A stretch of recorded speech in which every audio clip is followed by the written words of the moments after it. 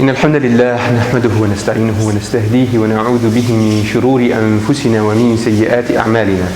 من يهده الله فلا مضل له ومن يضلل فلا هادي له، وأشهد أن لا إله إلا الله وأشهد أن محمدا عبده ورسوله. رب اشرح لي صدري ويسر لي أمري واحلل عقدة من لساني يفقهوا قولي، ثم أما بعد.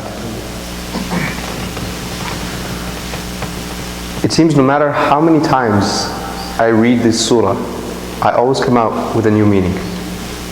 And every time I read translations, I see new perspectives. This is one of the beauties of the Quran. This is one of the miracles of the Quran, is that it speaks and is so multidimensional in its message. And the message and the vantage point that I'd like to just present today is a new one to me. So bear with me for a second. Allah Azza wa Jal in Surah Al-Mutaffifin, He begins rarely in surah with the word wail. This is not a very common occurrence, and it is to really strike fear. Right? This is a big word. Wail is a big word. Wail is to say woe, like something big. Allah Azza wa Jalla, He says, بعد أعوذ بالله من الشيطان الرجيم ويل للمطففين. Woe, some great thing, some catastrophe, some really big, fate awaits those who are mutaffifin. And from what I can understand, the Arabs before the surah this word wasn't commonly used in the way that Allah Azza wa Jal uses it here. And so Allah Azza wa Jal, this is not the reasoning, but Allah Azza wa Jal follows this ayah by saying, الذين إذا اكتالوا على الناس يستوفون وإذا كالوهم أو وزنوهم يخسرون. Allah Azza wa Jal, He elaborates, He explains further.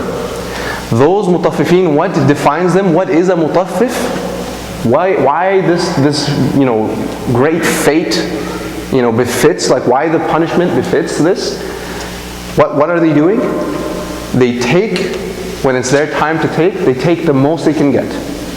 And when it's their time to give, they give as miserly and as little as possible. And sometimes even cheating. But today, this is not the purpose of why I'm mentioning this. Allah Azza wa Jalla describes that and He says, ألا يظن أولئك أنهم مبعوثون ليوم عظيم يوم يقوم الناس لرب العالمين. We will all stand in front of Allah Azza wa Jalla one day.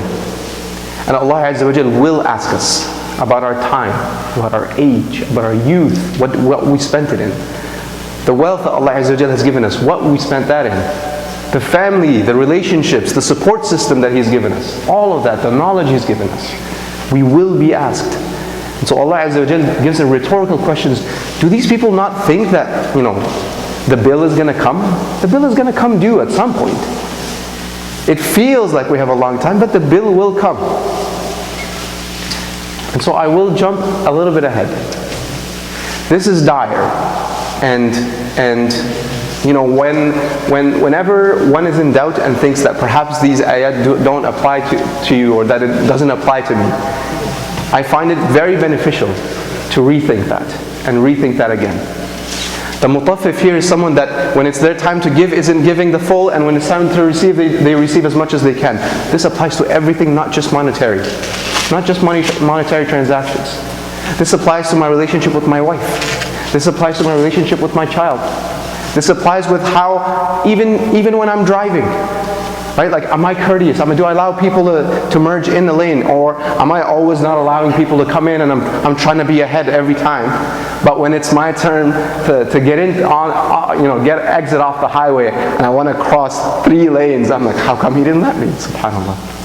And that behavior is a state of mind. It's not just transactions, brothers and sisters. It's not just transactions. And finally, it is in our relationship with Allah Azza wa Jal. We ask Allah, we ask Ya Rabb, Ya Rabb, Ya Rabb, Ya Rabb, Ya Rabb, and then it comes time to pray, and it's like,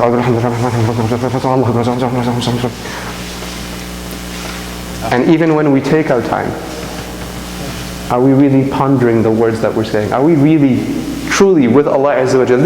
It's literally called salah, the connection that we have with Allah Azza wa Jal. Subhanallah, from silah. Are we giving it its due? At-tafaf is in everything. It's not just monetary transactions.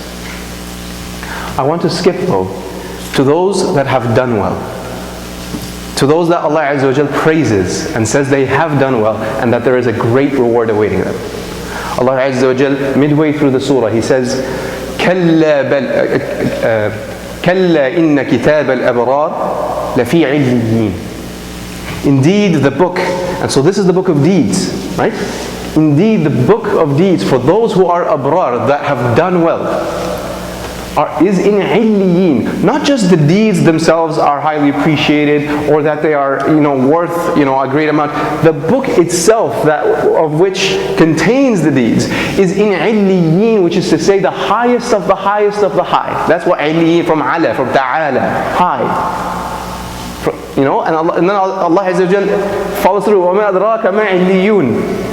You're like, what could you possibly know about this magnificent high place?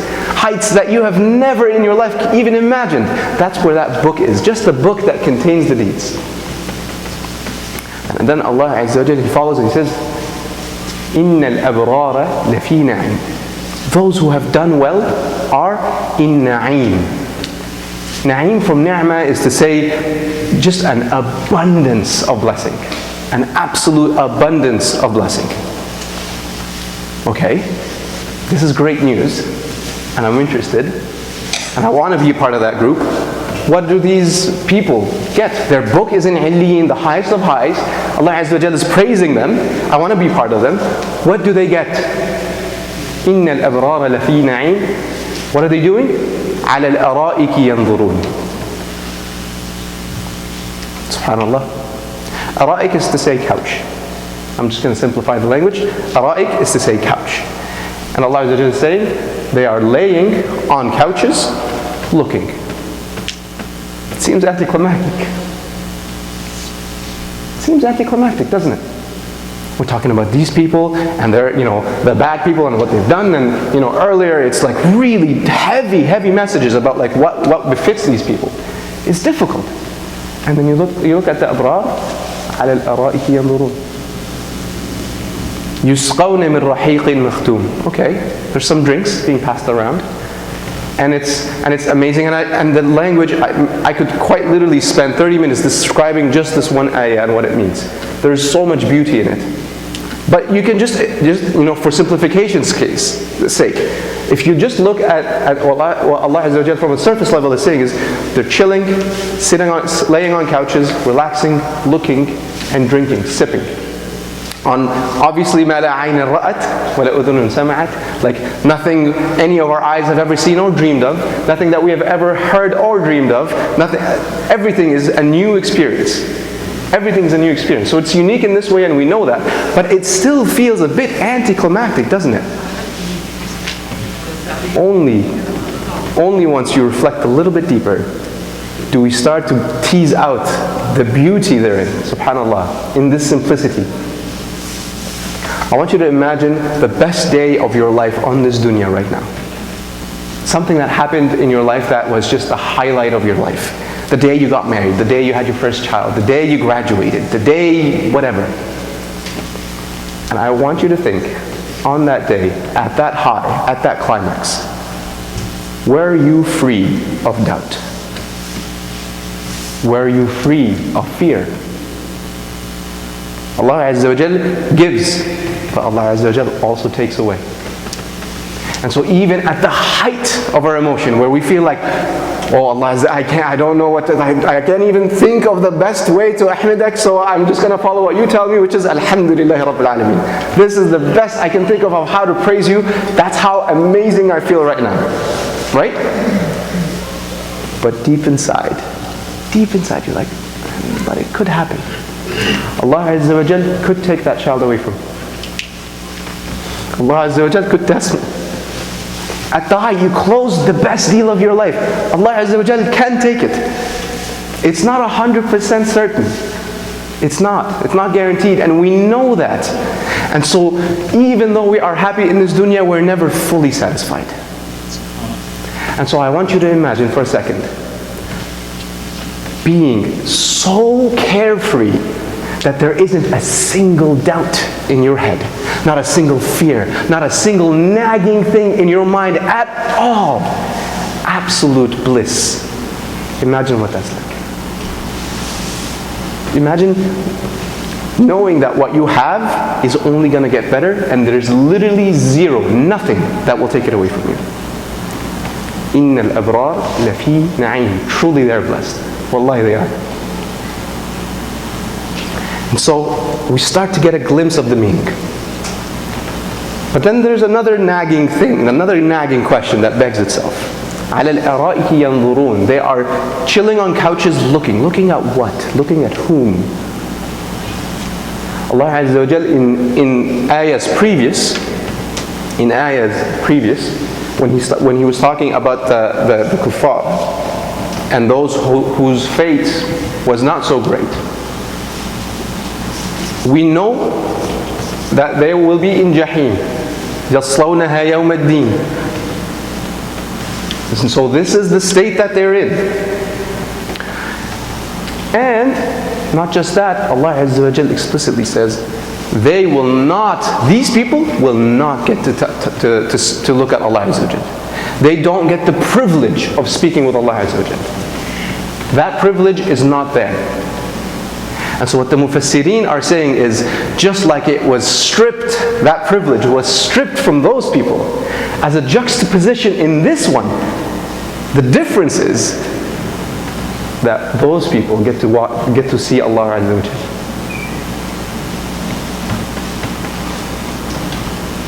I want you to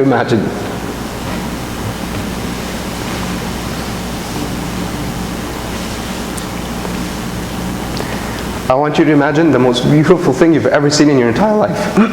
Forgive me. The most beautiful thing you've ever seen in your entire life. Perhaps Allah Azza wa Jal blessed you with a child, and the first time you see them, how moving that is. And then compare that and think for a second what that emotion is like if you were to see Allah Azza wa Jal, the Creator, the most magnificent being that has ever been, that will ever be, the most magnificent thing ever. إِنَّ الْأَبْرَارَ لَفِي نَعِيمٍ. Those who have done well are truly blessed. They're truly blessed. May Allah Azza wa Jal make us one of them. Ya Rabbi. Say Amin. إِنَّ الْأَبْرَارَ لَفِي نَعِيمٍ.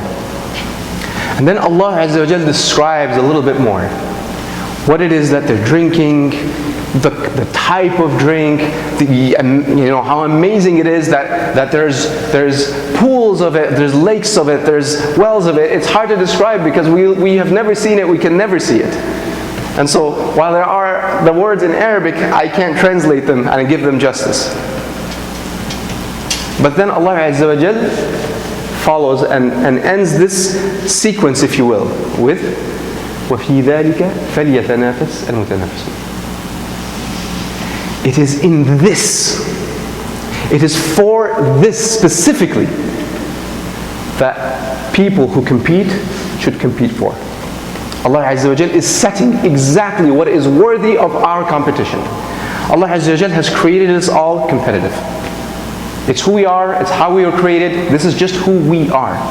We want more, we want better. I want to have the best thing ever. This isn't a malicious thing. It's not like I want better so that he has less. That's not what it's about. That's not what Allah Azza wa Jal is discussing here. But we are competitive, we want more, constantly.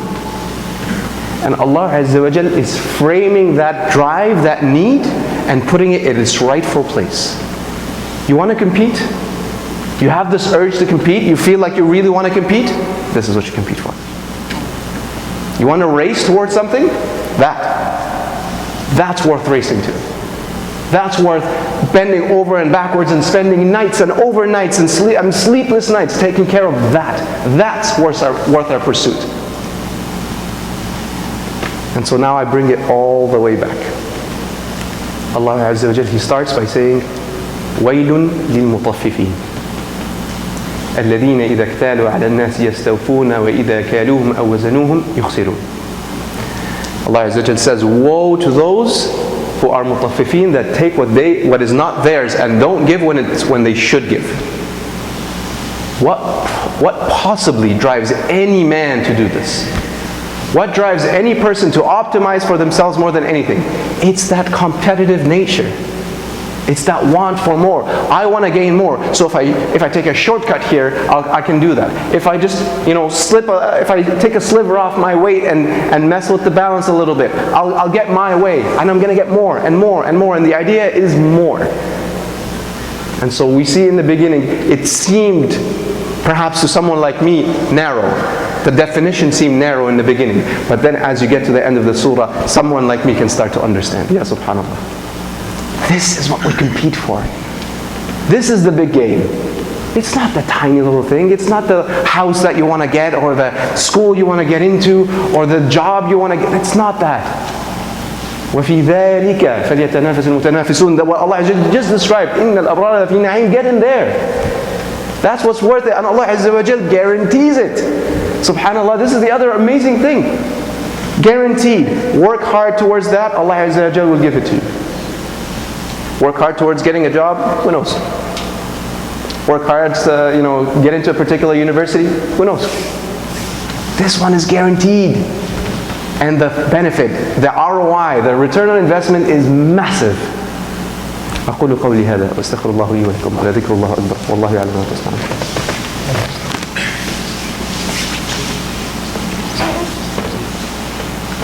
الحمد لله رب العالمين والصلاة والسلام على سيد المرسلين.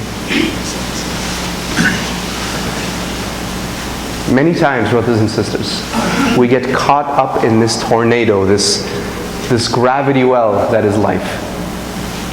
And Allah Azza wa Jal mentions many times in the Quran, it is nothing but a distraction. إِنَّمَا الْحَيَاةُ الدُّنْيَا لَعِبٌ وَلَهْوٌ, and so on and so on and so on. Indeed, life is nothing more than just joys and laughter and connections with family. And this is what we involve ourselves with and revolve our entire lives around. But when we really think about it, when we frame things properly, then we start to see the big picture. One of the most important things for us to do is, because we forget, سُمِّيَ الْإِنسَانُ إِنسَانًا لِأَنَّهُ يَنْسَى. Indeed, mankind is called mankind, and the word for mankind in Arabic is forgetful, the forgetful. As a species, we are called the forgetful, quite literally in Arabic. And we are called that because we forget, and we lose context, and we stray all the time. And it's fine. It's how Allah Azza wa Jal created us. Even the Rasul, he says, we go up some days, we go down some days. What's important is the down isn't here. The down isn't here. The down should be still here. And so up and down, but always an improvement. And so my up is always improving, and my down is always improving. And that is only possible through dedication and through good friendship. You need the support system to constantly nudge you in the right way. Maybe don't use that word. Hey, avert your gaze. Hey, maybe do whatever it may be.